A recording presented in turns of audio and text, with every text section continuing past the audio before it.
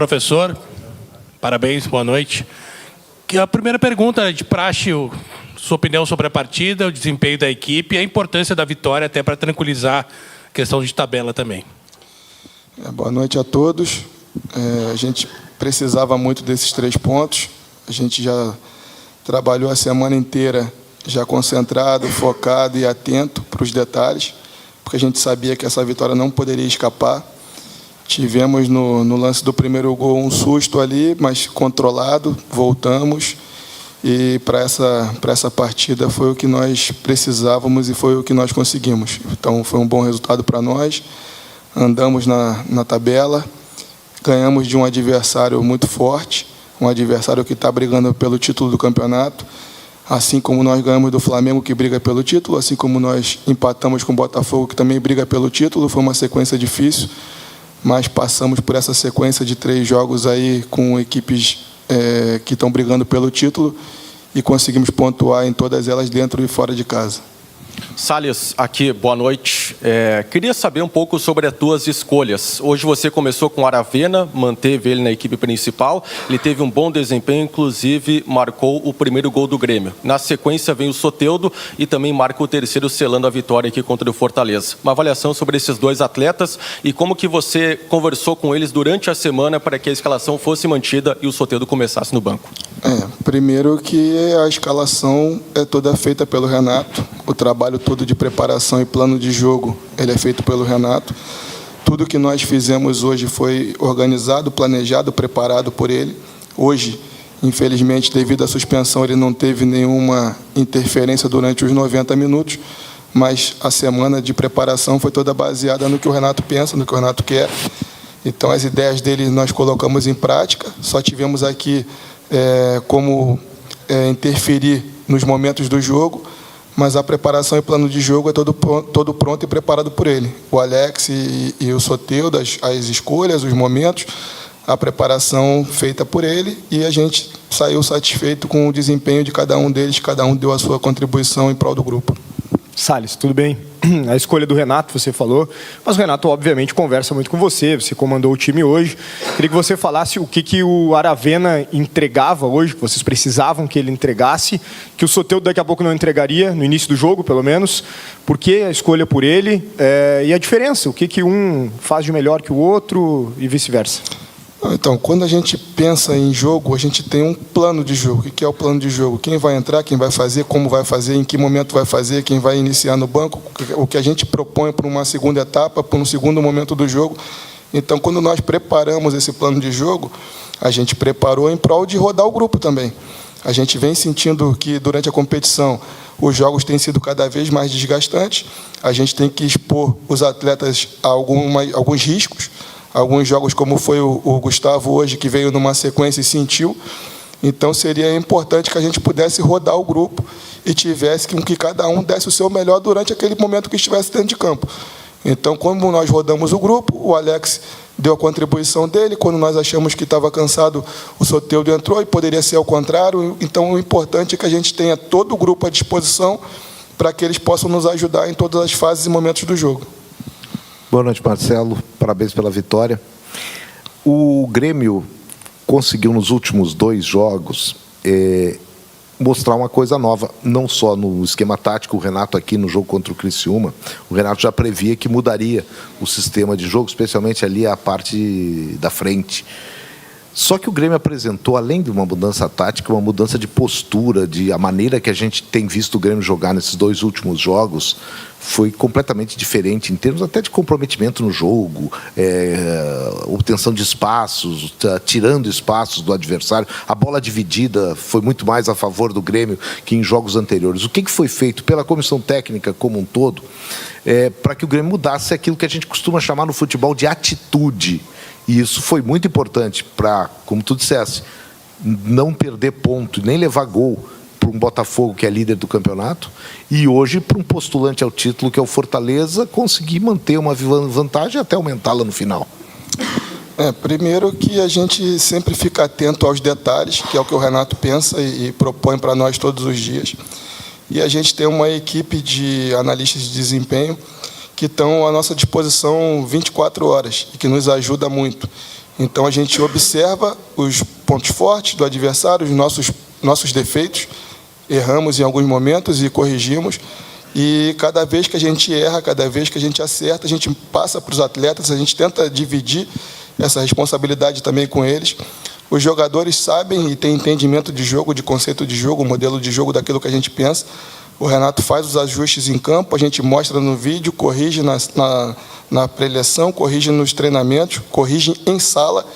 É um treinamento que o Renato costuma fazer bastante, um treinamento em sala, que são os vídeos, e vídeos individuais, vídeos coletivos. A gente trabalha muito em cima disso. Então, a gente procura sempre trabalhar em conjunto com a análise de desempenho. E esses vídeos são exemplos do que a gente quer que eles façam, do que aquilo que a gente não quer que eles repitam, e aquilo que a gente vai replicando nos jogos, e durante os intervalos a gente vai confirmando e afirmando isso para eles. Mantém, sustenta, continua, porque são situações que são de comportamento que são positivas, como vocês estão analisando e avaliando. Então, a gente quis que nos jogos, aquilo que foi feito dando certo, que eles fossem replicados a todo momento, e cada vez mais confirmando, e isso é importante para o jogador. Cada vez que o jogador vai tendo um comportamento que é adequado para aquilo que a gente propõe, para o nosso modelo de jogo, e a gente vai dando um feedback positivo para eles, jogadores inteligentes, experientes, e que sabem o que a gente pede é em prol de um grupo. Então, em algum momento ou outro, um ou outro jogador de ataque teve que se desdobrar para fazer um movimento defensivo, e os jogadores de defesa, como o Gustavo fez no jogo contra o Flamengo, se eu não me engano, ele teve que fazer um movimento ofensivo para ajudar esses jogadores. Então, as linhas jogando próximas, os jogadores um ao lado do outro, sabendo o que tem que fazer, em que momento quebrar o ritmo de jogo e trazendo essa bola para um lado onde não tem pressão.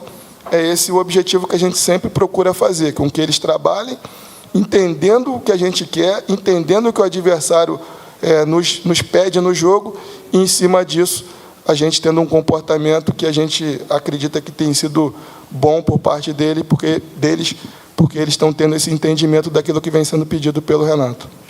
Tudo bem, Marcelo? Boa noite. Parabéns pela vitória. Tu citou algumas vezes que é o time do Renato, e parece que finalmente a gente está vendo o Grêmio do Renato de novo em campo, né? Um time com um primeiro volante, um segundo volante, um falso ponta marcador pela direita, um meia centralizado, um ponta esquerda e um centroavante. Curiosamente, um time com essas características conseguiu os melhores resultados do Grêmio no Campeonato Brasileiro. Eu vou lembrar do Atlético Paranaense, que foi um time reserva que teve esse modelo de escalação, Cuiabá com esse modelo de escalação, agora Botafogo, o empate com o líder e a vitória em casa. O quanto que este modelo 4-2-3-1 clássico do Renato é realmente o melhor esquema para esse elenco, e se nesse período vocês conversaram um pouco sobre o jogo mais coletivo. Hoje a gente viu os jogadores do Grêmio dando 1, 2 toques na bola e resolvendo a jogada. Em outros momentos, a gente viu uma centralização de jogadas no Soteldo. E o Soteldo levava para um lado, levava para o outro, levava para um lado, levava para o outro, mas não concluía as jogadas. O quanto ser mais coletivo ajudou o Grêmio nesses últimos jogos? Então, a parte coletiva, ela sempre existiu.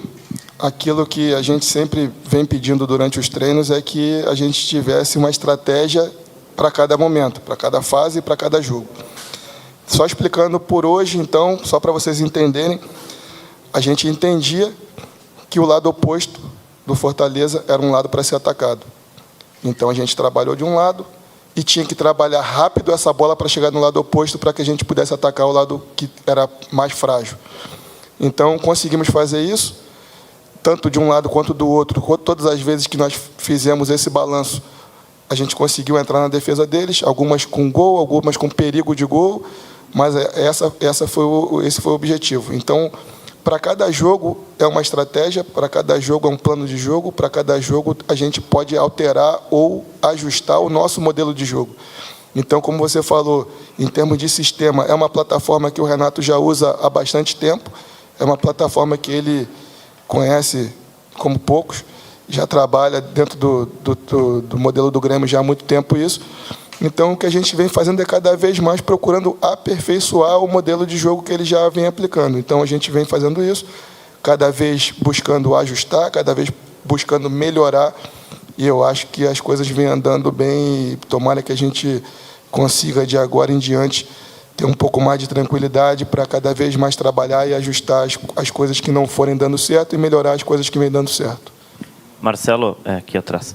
Hoje, no segundo tempo, entrou o Igor, né, no time do Grêmio. Ele lateral e entrou como mais aberto ali na frente, né, na ponta direita. Gostaria de saber, né, de você, da comissão técnica, como é que vem sendo as conversas com ele, né, porque ele vem ganhando oportunidades agora.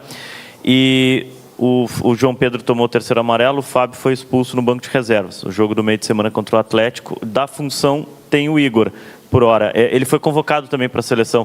O Grêmio pensa em pedir a desconvocação dele, já pediu. O que vocês pensam para ele também daqui para frente? Porque é um menino das categorias de base que vem ganhando oportunidades com vocês. O Igor é um atleta, assim como outros da base, que a gente sempre traz para trabalhar conosco. Para nós não é surpresa nenhuma o que ele vem fazendo nos jogos, entrou muito bem contra o Botafogo, entrou hoje também muito bem. Como você disse, é uma segunda linha, é uma função um pouco diferente do que ele faz em termos de posição, mas não em termos de função. Então, a gente sempre procura ajustar a posição e função.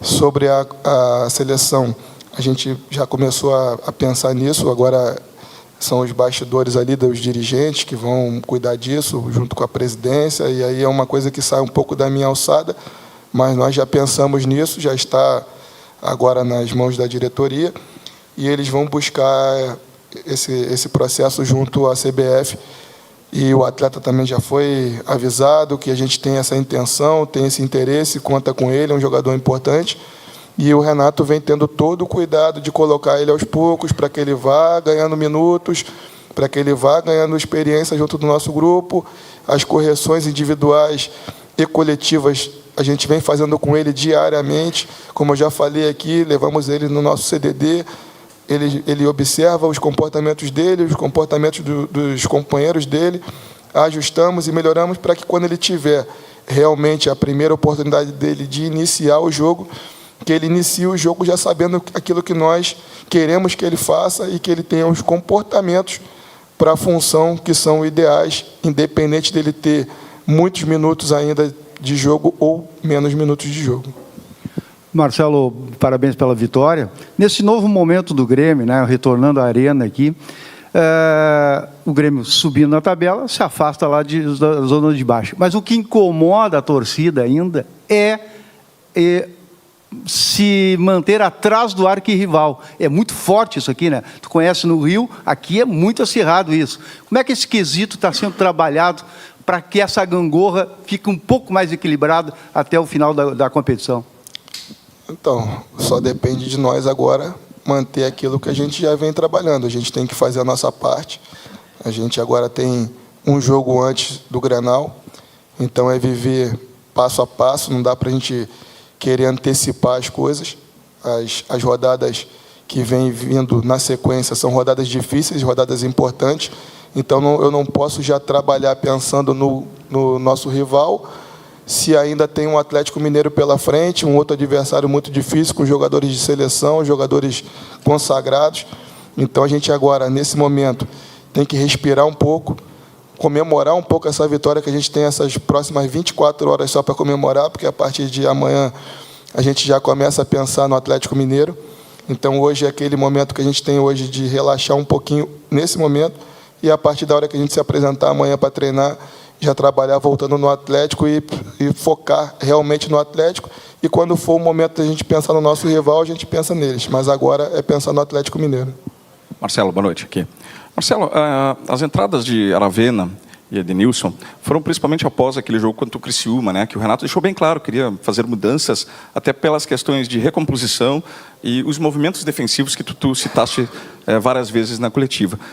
Só uma questão me chamou a atenção, né, que tanto o Edenilson quanto o Aravena tiveram um número muito baixo de interceptações e roubadas de bola. O Edenilson não teve nenhuma interceptação, nenhuma roubada de bola. O Aravena teve uma interceptação, justamente pelo lado esquerdo, onde tem uma reclamação um pouquinho maior da torcida, e teve naquele momento até aquela vaia para o Reinaldo, e você pediu para a torcida abafar naquele momento, né, Marcelo?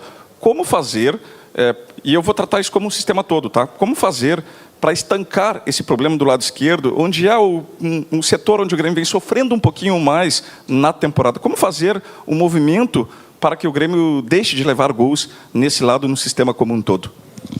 Então, quando a gente toma um gol, fica às vezes visível pelo lado que a jogada termina. Mas a gente tem que ficar atento aos detalhes e de uma forma um pouco mais ampla. Então, a gente tem que estudar a forma como o gol nasce, não só como ele termina. Então, se você for ver a forma como a gente toma o gol, hoje, por exemplo, a gente tenta sair numa circulação de bola, erra um passe por dentro, essa bola volta nas costas e ela termina ali. Então, ela é um conjunto de fatores que levam, não foi o lado esquerdo que tomou o gol, foi uma falta de sincronismo nos movimentos, tanto por dentro quanto por fora, que fizeram com que essa bola terminasse por ali. Ela poderia terminar pelo outro lado. Não quer dizer que a gente poderia terminar pelo outro lado e tomar o gol do mesmo jeito. Porque o que importa não é o movimento só por fora, é o movimento por dentro. A gente, quando erra o passe, tinham 3 comportamentos que depois, isso é uma coisa que a gente vai conversar internamente, tinham 3 comportamentos que a gente gostaria que os nossos jogadores fizessem e a gente não fez um movimento ou outro. E aí ela estanca de um lado, que naquele momento foi pelo lado esquerdo. Isso é uma questão de ajuste interno, que nem eu falei aqui nos vídeos, a gente vai corrigir, vai melhorar isso aí. E agora é passo a passo, cada dia a gente mostrando. Infelizmente, às vezes a gente tem que corrigir tomando um gol, mas a gente espera que a gente tem que fazer as correções sem ter que tomar esse tipo de situação ofensiva para que a gente possa cada vez mais ganhar os jogos ou manter uma situação sem ter que tomar os gols. Boa noite, Marcelo. Parabéns pela vitória. Tomando como ponto também a pergunta do colega, ótima pergunta que eu imaginei fazer. E aí, mudando um pouco, tu não acha assim que também pode haver a possibilidade de jogar com 3 zagueiros em determinado jogo ou contexto para fazer com que os laterais não tomem tanto essas bolas, né, nas costas? Se isso também é pensado na comissão técnica ou o esquema com 4 atrás é realmente mais útil, né, nessa parte defensiva que o Grêmio vem pecando em alguns momentos? Obrigado. Então, mais uma vez, quando a gente fala em sistema de jogo, é um conjunto. Então, eu posso botar 3 zagueiros, 5 volantes, 4 meias, 2 atacantes, 3, é um sistema, é coletivo. Então, se a gente fizer 3 zagueiros, 2 alas, por exemplo, e mantiver, dependendo da posição que você queira fazer com 1 volante, 2 volantes, 1 meia, não importa. O que importa é que esses movimentos sejam coordenados para que essa bola não chegue no lado do campo. Independente, eu posso estar com uma linha de 4 e fechar o corredor lateral e não ter uma circulação de bola como nós já fizemos contra o Botafogo. O Botafogo tentava, circulava e não passava pelo nosso corredor lateral, nem pelo meio espaço, nem no central. Aí trouxemos de novo para um jogo de hoje como o jogo do Fortaleza. Nós fizemos o quê? O nosso balanço, nossa circulação. E, de novo, eles tiveram uma posse no campo de defesa, uma posse com os centrais deles, que em raríssimos momentos, principalmente no segundo tempo, o nosso lado foi vazado. A gente teve um comprometimento e um ajuste de movimentos, tanto dos alas, hoje laterais, com o nosso extremo, e a gente trouxe um jogador de meio para poder ajudar nessa circulação desse movimento dos 2 volantes. Então, o Franco em alguns momentos, o Edenilson em outros momentos, apesar de você achar que o Edenilson não roubou bola ou não fez o desarme, não esqueci qual foi o termo que você usou, esse movimento que ele faz por dentro para fechar uma linha de passe possibilita um ajuste do volante em cima do meia deles ou do atacante deles, onde ele só pode receber essa bola de costa, ele só tem 2 linhas de passe. É um passe para trás ou um passe para o lado. Nunca ele consegue girar e ter um passe para frente. Então, todas as vezes que a gente conseguiu fazer esse movimento do Edenilson e do Alex por dentro, onde eles tentavam fazer esse passe no movimento do atacante deles, tanto o Lucero primeiro ali, e depois com o Pochettino que fazia um pouco essa circulação dali, a gente conseguia pressionar esse homem por dentro, eles só tinham passe de retorno e só tinham passe para trás ou para o lado. Em nenhum momento, eu acho, do segundo tempo, tirando uma transição ou outra, eles tiveram um movimento de lateral, um movimento vazado pelos lados, a gente fechou o meio e quando eles passavam pelo lado, a gente bloqueava o lado e ficou o jogo inteiro controlado. Eu acho, posso estar errado aqui, que em nenhum momento do segundo tempo a gente passou nenhum susto com esses corredores todos fechados. Marcelo, boa noite, parabéns pela vitória.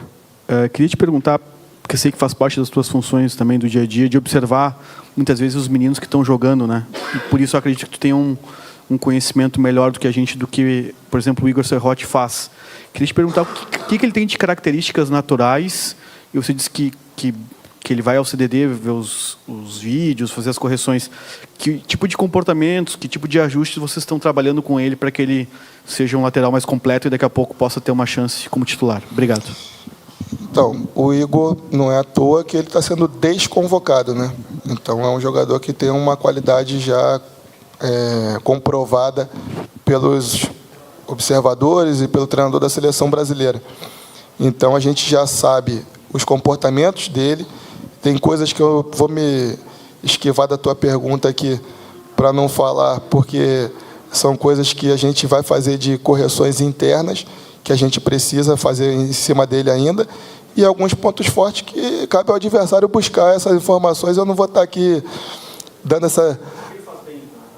Não, o que ele faz bem é o que está trazendo ele até o profissional. A gente está acompanhando ele, a gente observa ele, mas assim, o que eu posso dizer para vocês é o seguinte: o Grêmio está com um lateral muito promissor para uma sequência num curto espaço de tempo. Se eu posso fazer um elogio aqui ao Igor, é isso, para não dar muita arma para o inimigo, é que o Grêmio, num curto espaço de tempo, tem um lateral muito promissor e que essa primeira convocação dele seja a primeira de muitas. Infelizmente, agora a gente vai brigar para que ele não vá, mas daqui a pouco a gente vai torcer para que ele retorne, porque é um merecimento por tudo que ele vem fazendo, é um menino espetacular.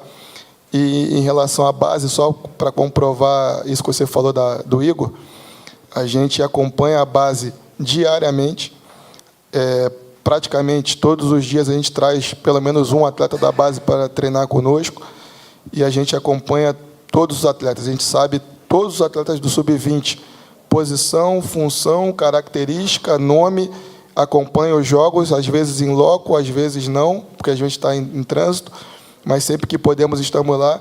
Então, vocês podem ter certeza que o nosso trabalho em relação à base, ele vem surtindo efeito, e em curto espaço de tempo, não só o Igor, mas outros jogadores da base vão estar aqui representando o nosso clube. Obrigado, Marcelo.